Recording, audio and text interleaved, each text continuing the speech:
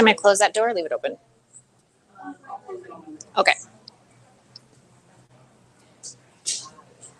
All right, everybody, welcome. Thank you so much for coming. I've been really excited about this presentation for a while. We've had this in the works, and as a person who likes to hike with my dogs, I think this is going to be really informative. I'm looking forward to it, especially the notes about the trails that are available to dogs. So I want to introduce Tasha Pontifex. She is from the Arizona Trail Association, avid hiker and mom to 2 boxers who are adorable, and you're going to get to see a couple of pictures along the way. Now, if you have any questions, do you want to answer during or do you want to do afterward? Be interactive. So if you have a question about what I'm talking about, please interrupt, raise your hand either way. And then if you have questions about dogs with mobility issues, Kate's going to address those directly. So we'll just sort of, however you guys want to. Does that sound good? All right, okay. Sounds great. Awesome. All right, go ahead and get going. Well, thank you to A Loyal Companion for having me today. And thank you guys for coming out. I'm excited to hear about what you guys are doing with your dogs. So how many people hike with their dogs on a regular basis? Day hikes? Overnight hikes? Day hikes. Awesome. Well, you want to tell me a little bit about your dog? So I have 2. Uh-huh. I have a German Shepherd mix, about 6 years old. She's hiked with me for years. Nice. And then I just recently, a few months ago, adopted a tripod. She was now 6 months. I thought she was a small breed. Turns out she absolutely is not. But she's fabulous, so that's definitely why I'm here today, because I want to make sure I'm doing what's right for her. Nice. Developmental age and all that kind of stuff. Nice. Nice. What about you? I have an 8-year-old cattle dog. Oh, nice. Keeps you busy?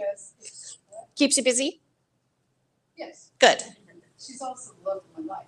Nice. She has extreme arthritis and damage to the elbows. She has IBDD, just everything. So she's getting older, but because of her issues and whatnot, we can't do a lot. But she's rowdier than ever. Nice. So, yeah, I figured that. We have Sharpays. Uh-huh. One of which is the oldest one who just turned 10. A rescue. He's our hiking dog, and he just unfortunately had sudden acute retinal degeneration. Oh. And was diagnosed with blindness last week. So we're kind of going to be navigating something new with him. Not really sure how that goes. So. I have 2 Sharpays as well. We're friends. I see that. And my oldest Sharpay, she's 4 years old. She has elbows, but she's been coming here to a little event. Oh, nice. She's doing much better, and they both love to hike. Nice. I have a pit bull corgi. He might be little, but he can hike 11 miles. Wow. That's impressive. Nice. We're together and we have a 14-year-old Schnauzer Shih Tzu and then a just mix of everything 4-year-old. The 14-year-old is losing his sight as well as he has a heart murmur now and he's also slowing down a little bit. So it's kind of hard to hike with both of them. This is him. Yeah. He's 9, but nobody told him. He's healthy, and unfortunately, I've been laid up. Oh. So he's had not as much, so I'm gonna have to ease him back. Hi, I have a 9-year-old Australian Shepherd, and he loves to hike, run, jump.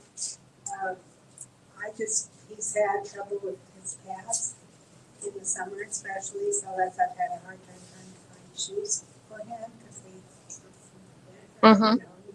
guidance on that, and then you just have to watch him because he said a couple of episodes where he gets a blue tongue and starts shaking, so and it gets hot, so Too I have to hot. watch that. Yeah. I have a 2-year-old Newfoundland and a 5-year-old Great Pyrenees mix. We only go one at a time. Nice. But, yeah, they both like being outside. Nice. I have 3. I have a 4-year-old pitty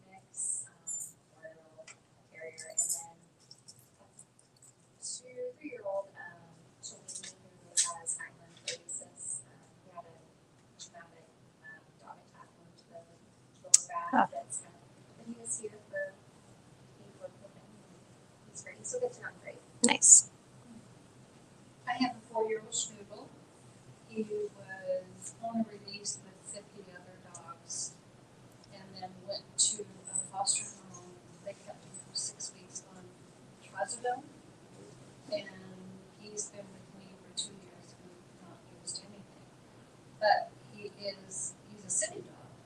And so we've been gradually hiking up in the mountains and he's very fearful.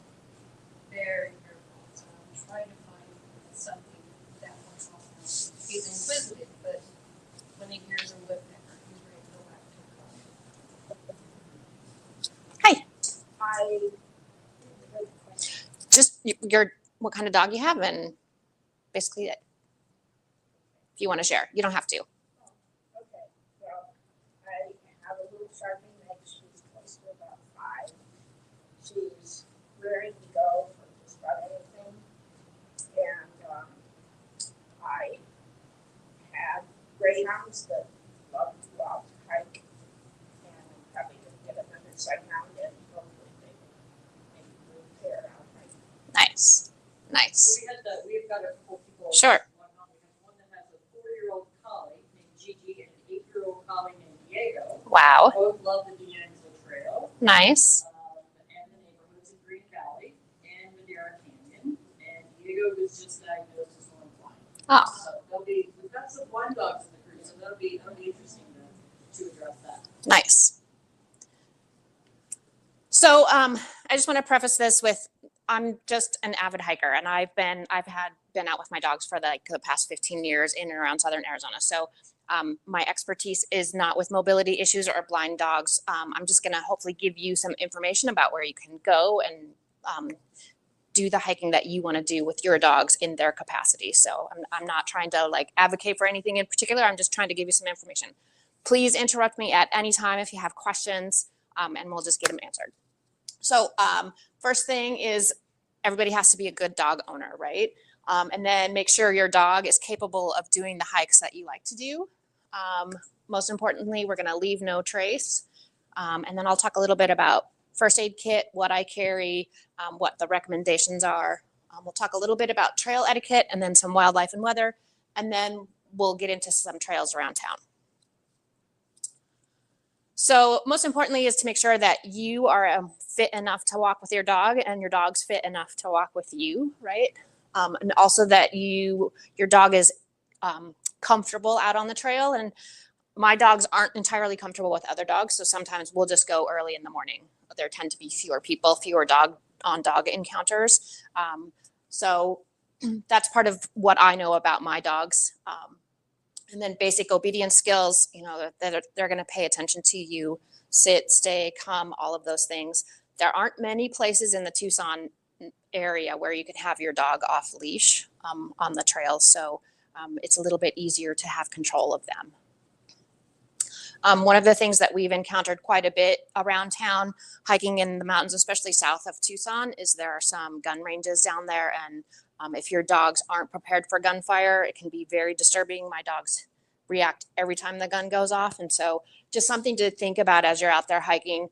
They're not supposed to fire across trails, so but they are not always aware that the trail is there. So one of the things that I have, my dogs wear a bright orange pack when we're out, and I try to wear bright clothing as well. But just some things to keep in the back of your mind. And it's as important, these are my 2 current boxers. This is Hogan and this is Poppy when she was a puppy. Your dog needs to be as conditioned as you are, right? So if you are prepared to go on a 10-mile hike, but your dog's never been on a 10-mile hike, they're not going to have a success rate, right? You want to make sure that they're going to be able to succeed too. So start slow. And then if you're going to do overnight hikes or longer hikes where your dog's carrying a pack, you want to start weighting that pack down gradually so they're not just suddenly carrying a whole bunch of weight. And then you can gradually increase that. How many of you guys have your dogs carry their water? Nice. You carry your water. I carry my dog's water too. They get to drink out of my pack. So I've trained them to drink right out of this as opposed to carrying the water. I found that being in the desert, being a little bit water conscious. If you take out the water bowl and put the water in it and then the dog only drinks half of it, you've got to deal with what happens with the rest of that water. So my dogs have always drunk out of that, and then I carry extra water for me. So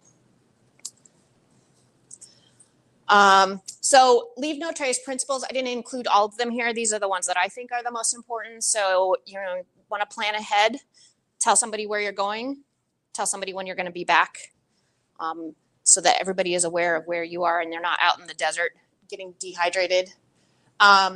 Always pick up after your dog, no matter how far out you are. That includes, all of the waste, even if you're 20 miles in the backcountry, right? You want to stay on the trails. The reason they build the trails is so that the impact to the environment is limited just to that trail, right? So if people start to wander off the trail, then the impact grows and grows and grows. And then we get another spur trail over here and another trail over there. So those trails are purpose built. They're usually built in a way that makes it comfortable for you to walk on, takes you someplace so you can see something, right? So that's the whole purpose of the trails. Don't bring anything home, respect the wildlife, and be considerate of others. So some people who are hiking with their dog, maybe their dog doesn't like your dog, even though your dog is pretty good with other dogs. So just be aware that not everybody is hiking in the same conditions. Any questions so far? We're good? Do you put your dog's shoes on? So I do not have dog booties for my dogs. I tend to try not to take them places where we're walking on the pavement. Or when it's hot on the pavement. And then most of the trails that we walk on are pretty decent. They also don't like them very much. They they do the funny thing where you take the video and they're flopping around. But I think they're great. I think they're a great option, especially for Tucson, where, if you want to take your dog hiking in the evenings when the pavement's still hot, I think it's a great option. I think if you're hiking a long distance with your dog, or they're carrying a pack where there's that extra weight, I think it's a great way to protect their pads. So their feet aren't sensitive. My dogs? No. But we don't hike. I don't hike on the pavement with them when it's hot out. They don't carry anything in their packs. Yeah, my dog So- says they can walk. Yeah, just in general. And have you tried the dog booties? But we have lava socks. Oh, nice. And it works? Nice. That's a good option. So I have, here I have a first aid kit. So I think anything that you would have in a first aid kit for humans is fairly good for dogs as well. I wouldn't add much to it. I carry a cooling rag just in case my dogs start to get overheated. So this just, you wet it down and then I could wrap it around them or wipe them off with it. So I keep that just in case. But first aid kit with Band-Aids and antiseptic cream and gauze and all of those things are pretty standard for humans, almost the exact same thing for dogs. And then the essentials that you would need to take on any hike. Does anybody know what some of the 10 essentials are that you would need for people? I don't know if they're essential. Okay. But I know one thing I bring every hike. Okay. Tweezers and a comb. Nice. Does anybody have one of these? Little cholla comb? Does anybody know what they are? Yeah. So if your dog gets a cholla on them, you can just pull it out. It comes out. These are really, really nice, really handy. Yeah. Well, I got this from the Arizona Trail, but you can buy them at the CVS, right? They're just picks. Yes, ma'am. Could you just pass it around? Of course. Yeah. I don't mind at all. So what else would, yeah, it's just a comb. Does anybody else know what your 10 essentials might be? What would you put in your backpack on any hike? The extra thing I bring is red or apple vinegar Uh-huh. for ant bites. Oh, nice. That's a good idea. A little spray bottle. Nice. Seems to be something we run into once in a while. Nice. What else do we need to bring? Water, Thank you. What else? food, Yep, for you and your dog, right? source, What else? Light source? Sunscreen. Okay. What else? For your phone, right? The 10 essential list has gotten really small because your phone is your map and your compass and all of that. But, right, so these are the things that I think are important. Food, water, tell somebody where you're going, bring your ID, credit card, phone. What else did I miss? First aid kit. And then I have found I'm sorry? Poop bags. Yep. Thank you. I was doing people first, but that's okay. So for the dogs, in addition to that, right, we'd bring treats or food for your dog, plenty of water for you and your dog, poop bags. And then I found these are really nice for insects repellent. So if you walk through a place where there's lots of mosquitoes, or if you're stopping at a water source, or if your dog's particularly sensitive, you can pass those both around. So this is good for dogs. It's called Natrapel. It's a insect repellent, but it's a cloth that you can just wipe on your dogs. It doesn't seem to, well, I don't know about all dogs. My dogs don't seem to mind. It's like I'm petting them, but at least it can protect them from too many mosquitoes or insect bites.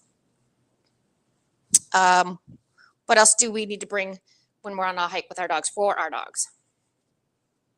Another thing I bring now is a corrector. Recently, 2 dogs were off leash and not limited. Oh, Attacked my tripod. oh my God. So it was Scary. Yeah. Yeah. Bad situation. Oof. She wasn't injured. Owners took no accountability. Ugh. But yeah, so now I don't go anywhere without a pet corrector. Oh, what? A pet corrector is like, so it's either canned air or like citronella, something to kind of try to like redirect or diffuse the situation. But yeah. What else do you bring for your dogs? Leash, collar, and their pack, right? All of those things. All right. Yeah.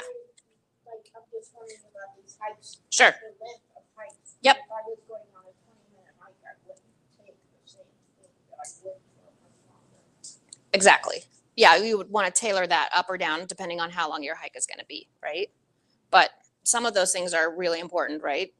Leash, collar, poop bags, all of those things, right?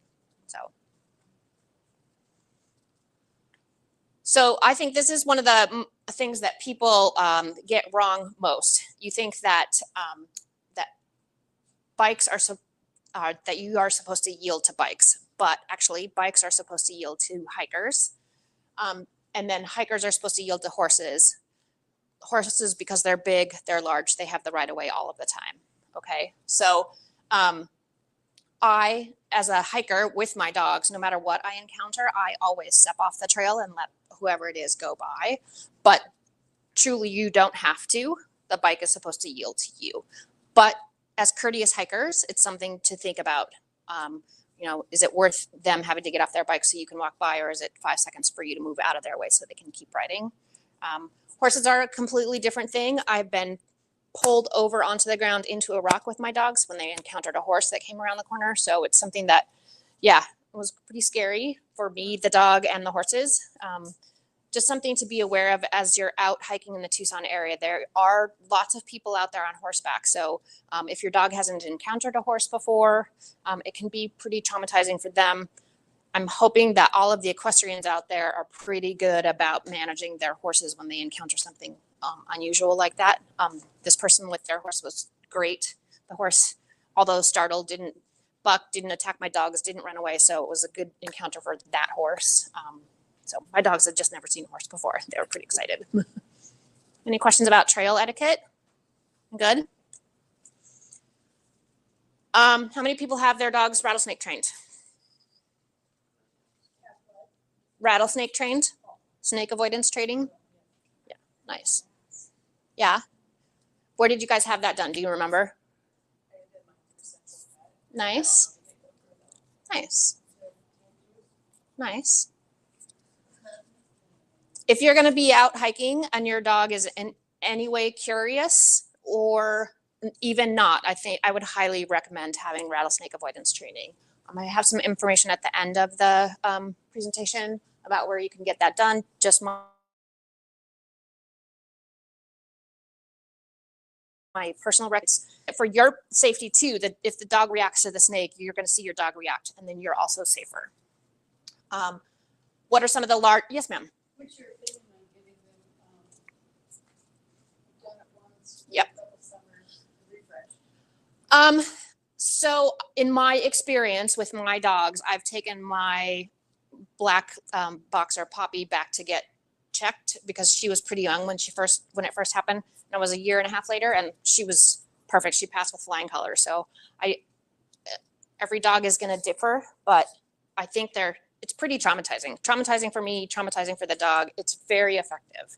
So I know some of the trainers in town, if you think they need to be retrained, that they won't charge you if the training didn't stick. I don't know if that's still true, but if your dog had been trained by them, you come back and the dog doesn't react the right way, that they wouldn't charge you for that retraining. But for safety, for your own peace of mind, it might not be a bad idea if it's been a while, but they have pretty good memories.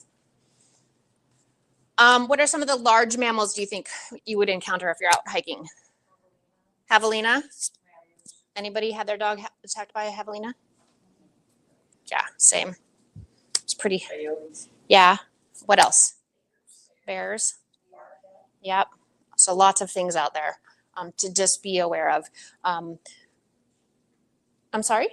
Bobcat. Yeah.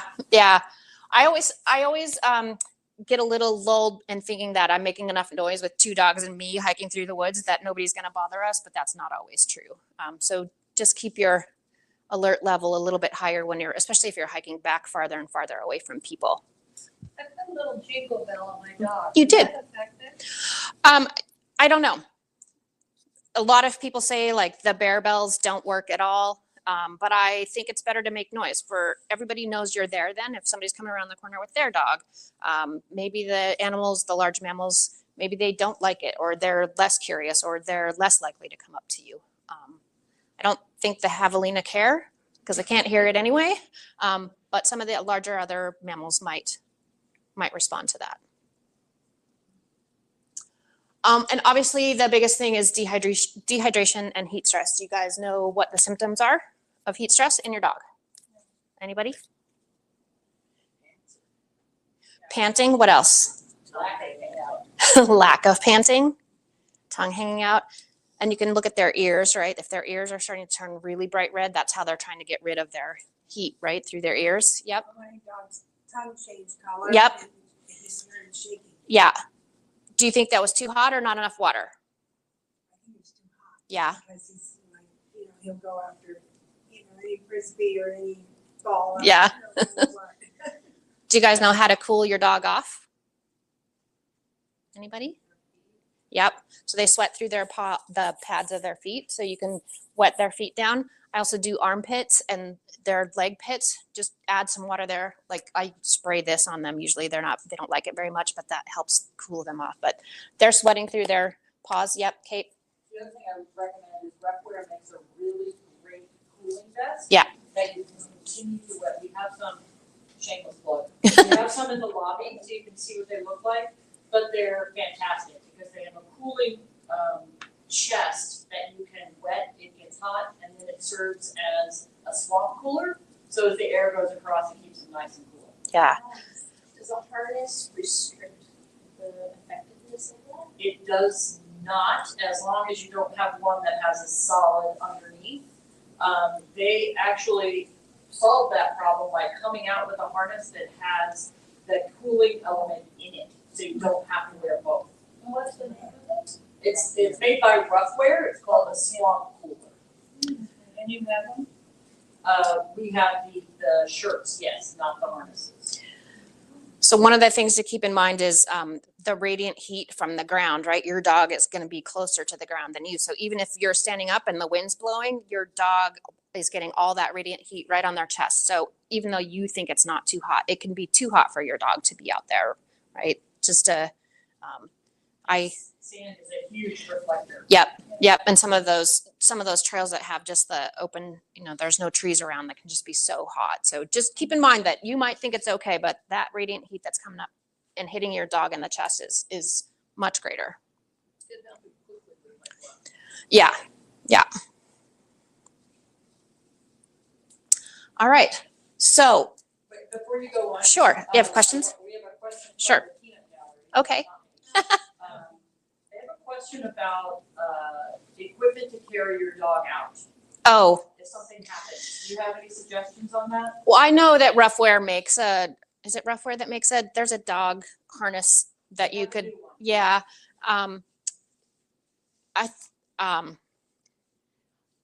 think about how hard it would be to carry. So one of my boxers weighs 75 pounds and the other weighs 80.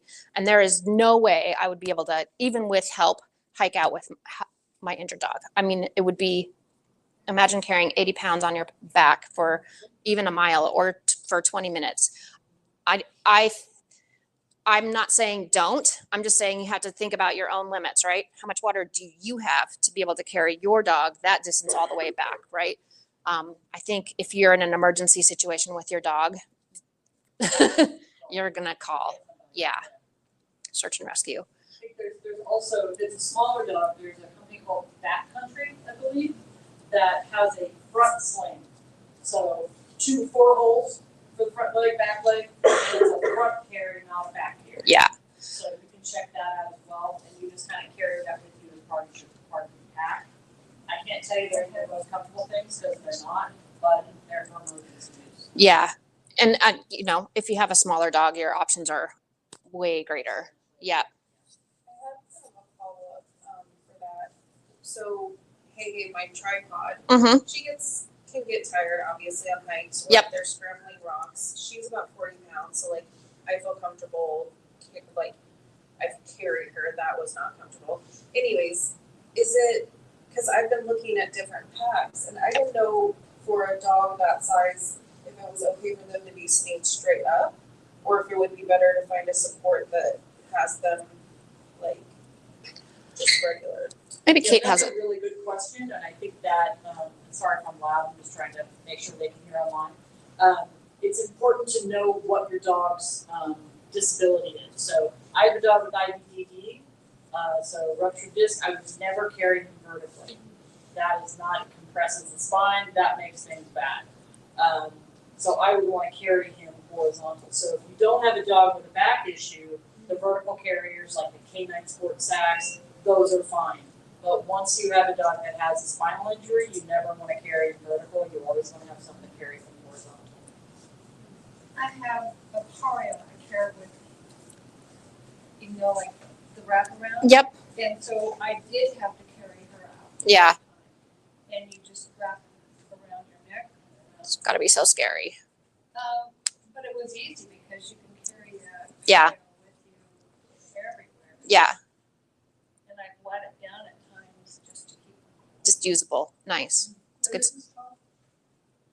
Why do you say Pario or? It's the thing, the wrap that they use for babies, right? Same thing. Is that the same thing?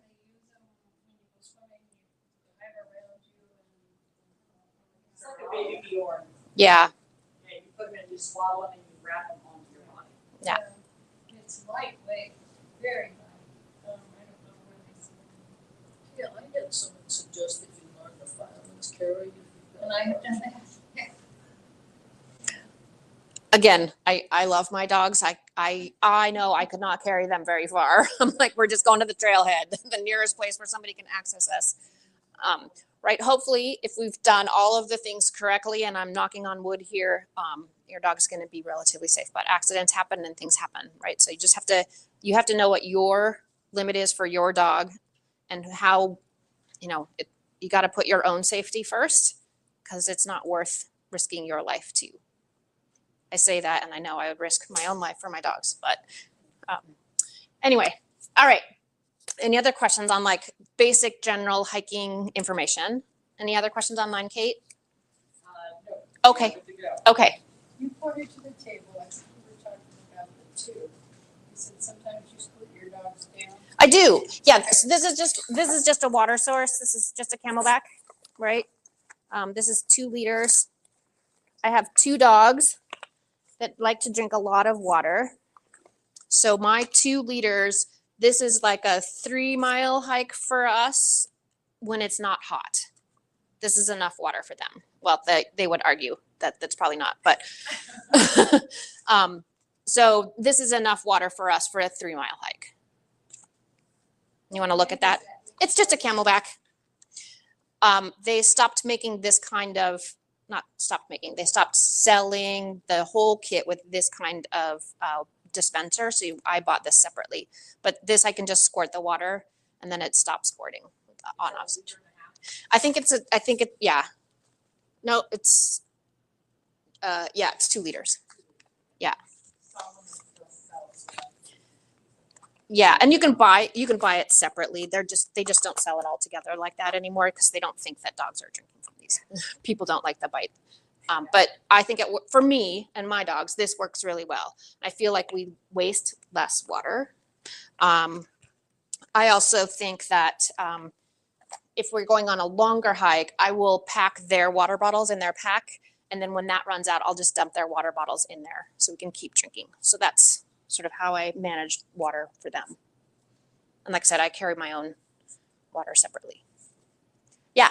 I know you had made a suggestion in terms of protecting when there's off-leash dogs or encountering other dogs.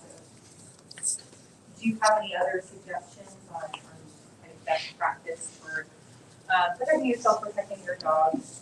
You just never know with stray dogs in some trails, of course, or you have to walk more closely than others compared to on the street. Yeah. I'm probably not the best person to talk about dog on dog encounters. I've had one of my dogs got attacked in a dog park, so I try to avoid other dogs at almost all costs. But again, I think, if your dog is reactive, getting as far off the trail as you can, lots of treats, distractions, all of those things. If anybody has any more suggestions, yeah. A hiking pole. Get them apart. Yeah. Anybody else? I think just the concept of being big like a bear, I think that helps. If you have a handful of treats, throwing a handful of treats at the dog will often stop them in their tracks. Oh, that's good. Worst case scenario, if it has to be a handful of rocks, not thrown at them, but thrown beside them, that will work. I would also be yelling my head off. Yeah. But trying not to panic at the same time. I think that really spurs on a dog. Yeah. If they're just over threshold. But there has to be some sort of indication that there is a problem.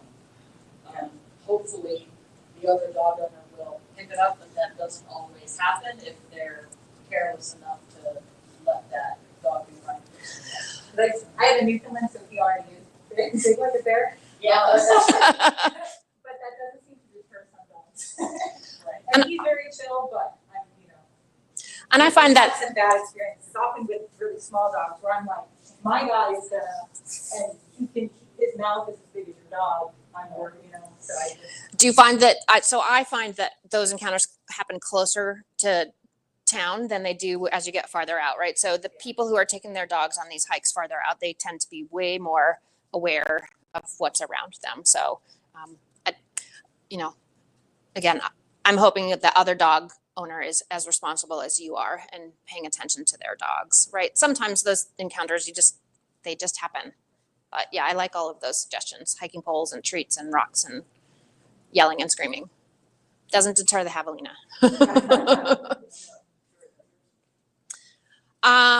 So favorite place to take your dogs. We'll go around the room one more time. We'll start over here. Favorite place to take your dog. Favorite place to take your dog?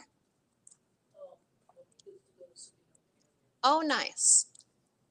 I like Mill Park. I just do that. Nice. Sometimes there's, other dogs. Uh-huh. We spend a lot of our summers in Oregon. Oh, well, now I can just be jealous. Just rub that in.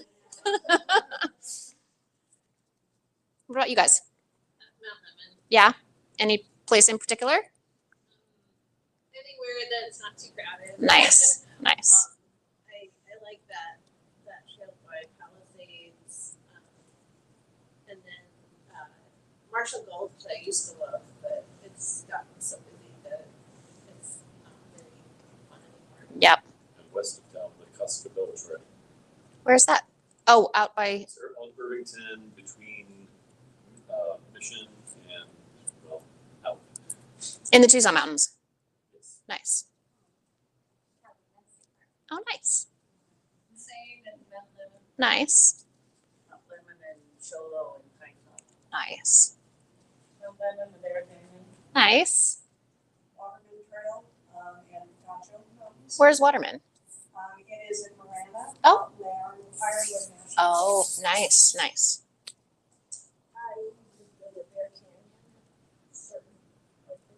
Nice.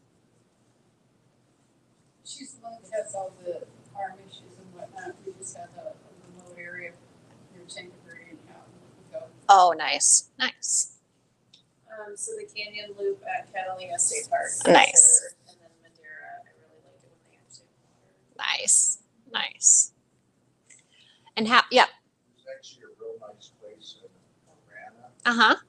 It's It's the El Rio Preserve. Oh. Yeah. it's real, they keep it really nice. Nice.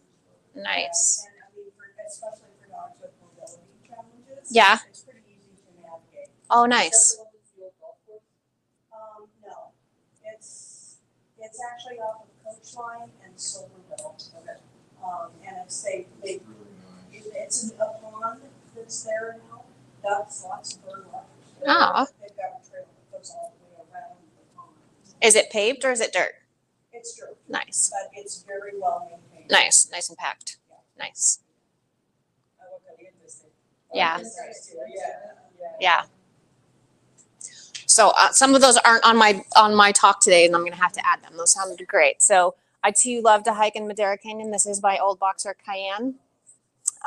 We were there at Labor Day weekend, and somebody had said, "Oh, there's a bear," and I was like, "We're turning around." But yeah, going up to the saddle right before you head all the way up to Mount Wrightson, that's one of my favorite, that loop. So I don't know. I'm sorry. Actually, the Baldy saddle right before you go up to the peak. Yeah, that's a really nice hike. How many people have? So we went up the super trail, and then you go up right to the saddle, and then you come down Baldy. I like that one. I also like, so that would be Baldy saddle here. Yeah. I've been out to Bog Springs, also very nice, and I haven't done any of the hikes going that direction, but yeah. It's really nice out there, especially in the spring or the fall when there's water around. The other side of Mount Wrightson, if you go down Route 83, like if you're heading to Patagonia, you can access the other side of the Santa Ritas, and there's some really nice hikes back in there. Kentucky Camp, Gardner Canyon, the north side of the Santa Ritas, there's a Florida Canyon, also very nice. If you haven't been in there, there's a research station at the beginning of that hike, and then very, very remote. So if you want to get out and see something completely new, that's here on the, I would come in from the Green Valley side, but yeah, also a very nice hike. Anybody else, any other hikes in the Santa Ritas that I missed that you guys like? So the Tucson Mountains are a little weird. So Tucson Mountain Park itself, you can't hike with your dogs there, but there are parts of the Tucson Mountains themselves where you can hike, right? So Gilbert Lake Campground over by the Desert Museum is one exception to where you can have dogs. But these three little parks in the Tucson Mountains, you can have your dogs there. So that includes Sweetwater, Painted Hills, Enchanted Hills, and Robles Pass. So all of those regions in Tucson Mountains, you can have your dogs, but not in the Tucson Mountain Park itself. Sweetwater is one of my favorite places to go, especially if I want to go on a run with my dogs. I used to live out in Marana, so this was a nice, easy, accessible hike. And those are all nicely interconnected.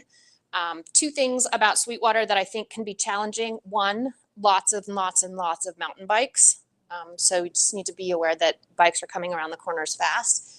And there's a ton of deer out there. So if your dogs are reactive to that kind of wildlife, it's something to pay attention to. But this is very, very accessible, very nice. Trails are well marked. And then in Saguaro National Park West, there's some places where you can take your dogs, not everywhere, but on those three little trails. And then the biggest area where you can take your dogs in Tucson is the Loop. It's 110 miles of paved walking path. I think it's really one of the really nice things. I mean, it goes from Oro Valley to Green Valley, basically. Oro Valley to Green Valley to out to the Rincon Valley. So it's pretty extensive. Again, lots of people, lots of rollerbladers, lots of e-bikes, mountain bikes, horses. So this is where we're going to encounter a lot of people, but very accessible, very nice. You is having extra unpaved and block. Yep. Like by Brandy Fenton Park all the way along that one. Yeah. It's really nice. Yeah, it's really nice. Yeah. Yeah. And then there's 11 dog parks in Tucson, in the greater Tucson area. So, anybody been out to the Tortolitas out by Dove Mountain? No. Also really nice system of trails out there, pretty remote. These are this is Cayenne when she was a puppy, and my old dog, Nutmeg, who died in 2019. But a really nice extensive set of trails out there. You can get pretty remote, lots of interlooping trails, lots of cow activity out there though. There's some open range cattle out there, so something to be aware of if you're hiking in the Tortolitas. There's a lot of wildlife there too. Yeah. Bobcats, snakes, jaguars. Yep. One thing I like about it is a huge sandy wash that you walk into those trails on. So if you just want to get out and play in the sand for a little bit, you can do that.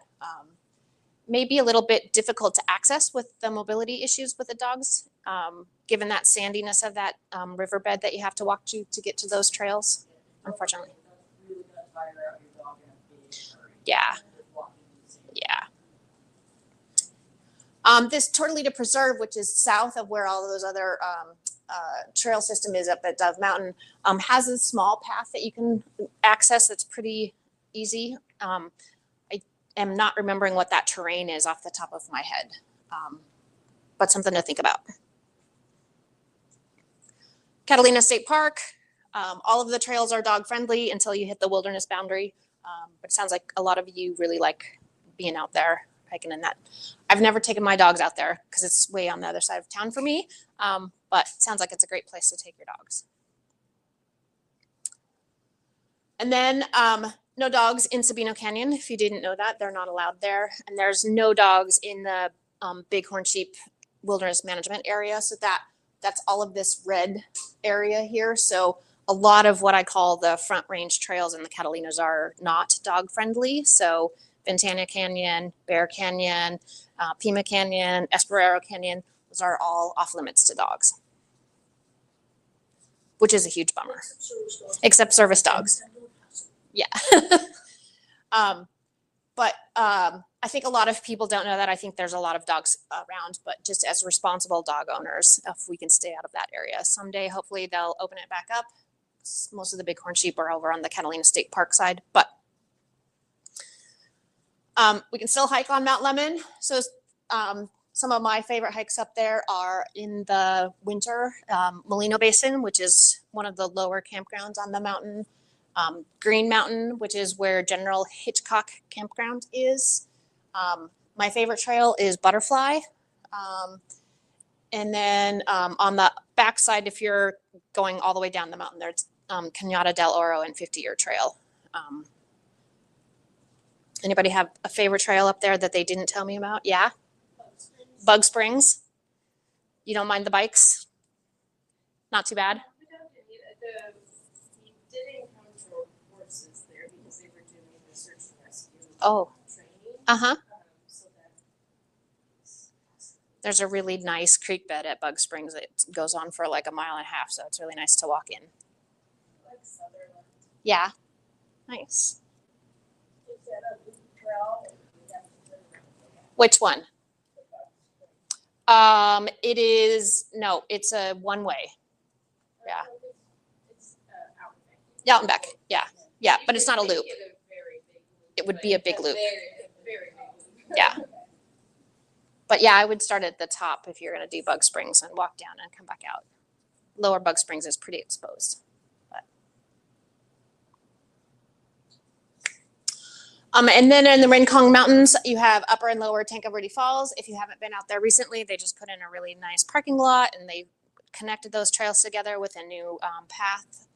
So it's actually really nice now. And then Chiva Falls and Agua Caliente Hill. If you guys haven't been up Agua Caliente Trail up the hill, it's like a 9-mile round trip hike, but it's really pretty. You can get to the top of that and see over into Reddington and up into the Catalinas. Also a really nice hike. Is that the same as the park? No. So this would be farther to the east from the park. But it's tucked back in there. And then there's I like to take my dogs out there. There's a 3-mile round trip to a cattle tank. So we go to the cattle tank and turn around and come back. But it's a nice little cardio exercise. That's run by Pima County. So I'll include a website here that'll let you know where to find all of those maps for the dog-friendly hikes. Does Shiva Falls actually have water, or is it a wash? Sometimes has water. Yeah, just like everything. Meh. Yes, ma'am. A few years ago, though, I was out there was some trails that didn't allow dogs. Yep. Except for just horses, or I think. At Reddington? Still. I don't know. I thought they were all dog accessible. These are just the ones that I would hike on out there. Eventually you run into the ATVs and gunfire and right. It's not the ideal place to go with your dog unless you're pretty sure of what your dog can tolerate. But yeah, there's a huge trail system out there. But Lower Tancaberty Falls is we just need to go out for an hour. So it's a pretty quick 1 mile out and back. And then you can have your dogs in Saguaro National Park East, but only on these trails. They're not allowed into the backcountry of Saguaro National Park. So they can't go up to the Manning camp. But there are some dog-friendly places in the park. And then, of course, my favorite thing, since I work for the Arizona Trail, if you don't know, we have a National Scenic Trail in Arizona. It's 800 miles from Mexico to Utah, and almost all of it is accessible to dogs. It comes right through the Tucson area, so it comes from the Santa Ritas, basically follows Route 83, comes across Saguaro National Park, goes through Reddington, up to the top of Mount Lemmon, and then down into Oracle. So that's how it passes through the Tucson area.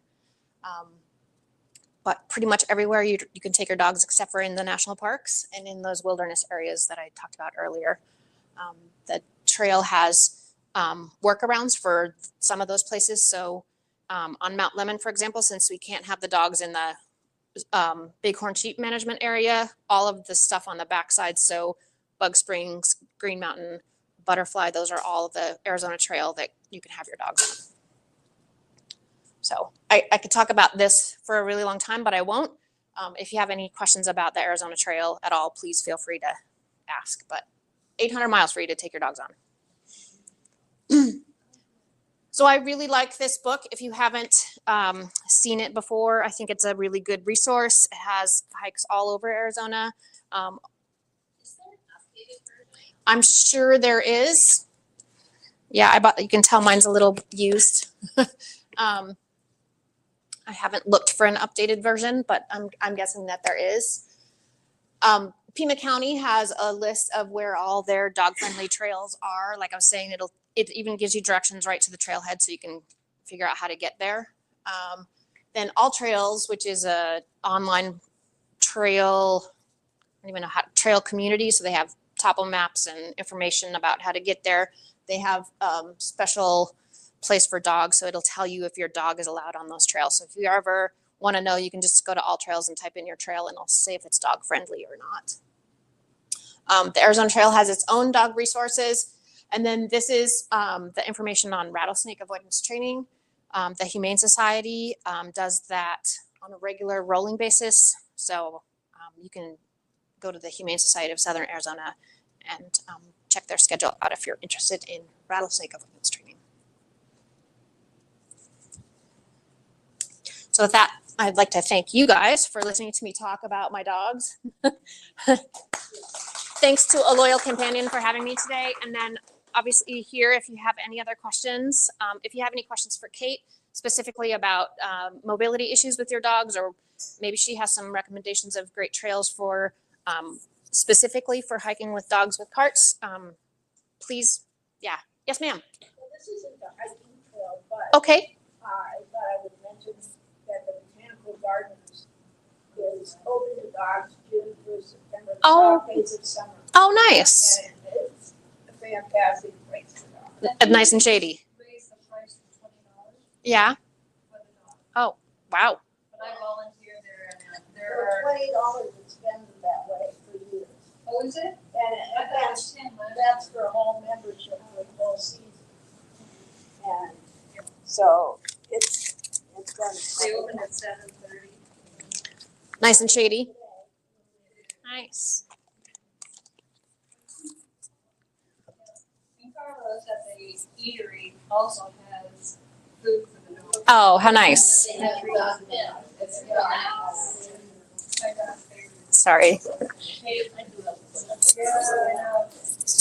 I ordered the dog food. When you have a dog who doesn't typically, give up or display anything, Mhm. how do you know when you kind of have over pushed them or that they really should stop?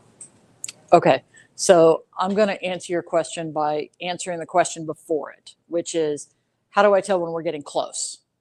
Right? So I think you'll start to see changes in behavior. So that's going to be, oh, I really want to stop and smell that. Those stopping instances happen more often. So that's one way to look for that. I think history plays a big role in that too. So if you know, I think you walk, do you still walk a lot on the loop in general? Yeah. Okay. So you know that on a flat surface, easy, no like sand, nothing like that, you know that comfortably he can go, I'll just make this up, he can go 3 miles. Okay.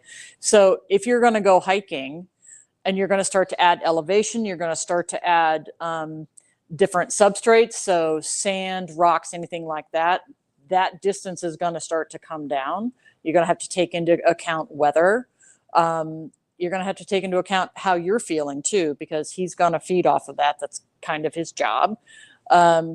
So I would look for behavior changes like the sitting. I would look for slowing pace. And I would use the history that you have of knowing that, okay, we should be getting close. And there's nothing wrong with turning around when it feels like he's still doing well, because what you don't want is have a really great hike and the dog's out of commission for the next 2 or 3 days because they just left it on the trail. Okay, that's a really good question. That's a good question. Does anybody else have any questions for me? Yes. So with a dog that's going blind, Yes. how do you guide them? Because they're not seeing, of course, everything and distracted or whatever. How do you guide them? So it's this is a great question for me because we found out, I don't know, this must have been 12 years ago, that the hound dog that my wife and I had together, he basically went blind over a weekend. And we were supposed to go hiking up in Mount Lemmon. We went all the way to Summer Haven, and we thought, oh, we'll just stick on the road. He didn't want to do that. He wanted to go walk through the streams. He wanted to go, climb over rocks. So I think there's a sense of the communication between the two of you. I think my recommendation, had I known what I know now, I never would have taken him up and I never would have let him go into the wash and on the rocks and all of that. But I think practicing at home on practical everyday obstacles that you're going to have. Curbs are big ones. Getting close to cacti. So building up that relationship based on what you already have, because you've had this dog for a while, right? Okay, so you already do things to tell them which direction you want them to go. It's not all visual. It's tension on the leash. It's how close you are. It's really your spatial pressure or lack thereof that they're going to be depending on. They're also going to be depending on their nose a lot as well. I can tell you that when we developed kind of our own little language with Travis, if we were coming to a curb, it was 2 little leash pops. Hop up, because he can still hear you too. So you can still use your auditory commands, but you can also use the on-body commands as well to start to do that. So I think being, if the personality of your dog is, hey, let's go, nothing's gonna slow me down. If I walk into a street sign, not a big deal. I'm just gonna get up and keep going, right? Right. So that's, that's the kind of dog you don't want to hold back. And that was Travis. That was my guy.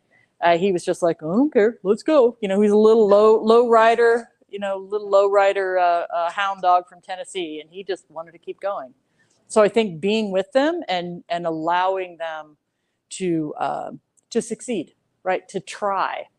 And I don't think you fail when you try to do those. I think you succeed a little less because you learned something by doing that. Still walk early in the morning. Because he still loves the smells. I mean, keeping the world as wide as possible is really your goal to increasing and improving that quality of life.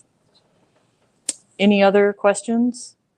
Okay, I did want to mention one thing. And if you have a dog that's in a cart, one thing you want to be aware of is the trail width. So some of these are single tracks, double tracks. Does everybody know what that means? Yep. Okay.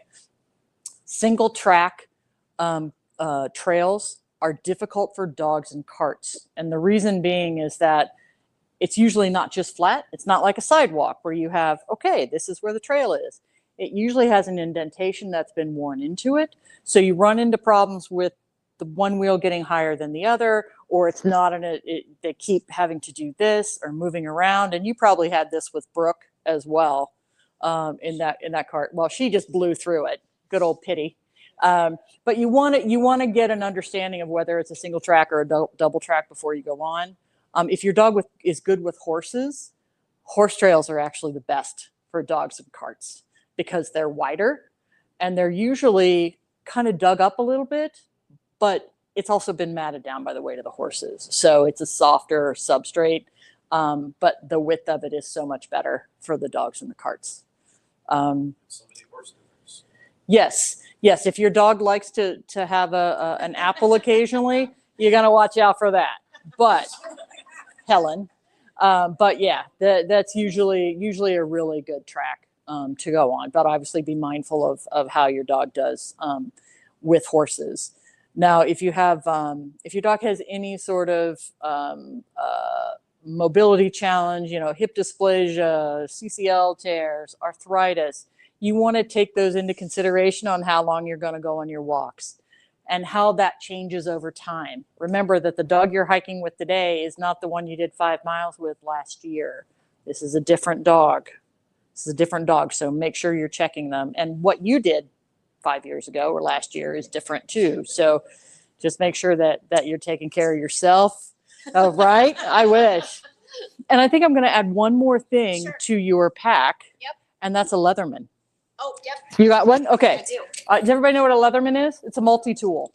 I love it. I have exactly this one. This has gotten out more cactus spines, or the other thing is that it gets it out of crap that's in the wheels of the cart. And if you do have a dog in a cart, the other thing you want to have with you, and we always joke about this, is Half Moon and Joey now have roadside assistance kits. So we have their hex wrenches, we've got extra screws, things like that, because you do not want the wheel falling off when you're out in the backcountry or even when you're just a mile from the road. That's a long way to go back. So make sure you have those little things, and they're very light, not going to add anything to your pack weight, but make sure you have something if you need to take care of the cart. Last note on the cart, we do not sell air tire carts here. We don't sell pneumatic tires for that reason. Big, pokey, strong things. So if you do, make sure that you put run flat in your pneumatic tires so that even if you do get a puncture, it will at least get you back to the car. Otherwise, use foam tires. Okay, that's all I've got. Any other questions? No? All right. Well, thank you so much. I really appreciate it. This was awesome. All right. Thanks, everybody. Thanks. Appreciate it. Oh, Vistoso. That's the one I was trying to think of. There is a very cool, what would you call it? It's a park now. It's a nature. It's a nature preserve. Nature preserve. Okay, so there was a big golf course up in Saddlebrook that the town of Marana, somebody took it back. Yeah. Oro Valley, yeah. They basically, Oro Valley took it back, and they have let the golf course go wild. So what you're left with is 18 holes of a very long golf course that also has trail, it has cart paths. So it is wonderful. And let me tell you, you need to know where you're going because it's a really long walk. You know how a bad game of golf can ruin a nice walk outside? Well, it can be really long if you don't pay attention to where you're going, but they are fantastic. It is really good also for low seeing dogs because it's a very clear pattern. Yeah, for low vision dogs, yeah. And, since it was a golf course, that is the trail the carts went on. Yeah. Plenty wide. Yeah, it is plenty wide. It is great. We've been up there and it's been great with the dogs. I don't know. It's way up there. Is it off La Cañada? I don't think so. I think it's off of, Is that Rancho Vistoso and Oracle? yeah, it's Rancho Vistoso and Oracle. It's way up there. It's in Rancho, yeah. Okay, I'll let you all get back. Let's cross pause that it's going to rain today. And sorry, Tasha, I know you want to go hiking tomorrow, but let's hope it rains more today. All right, thanks everybody. Thank you guys. Take care. And thank you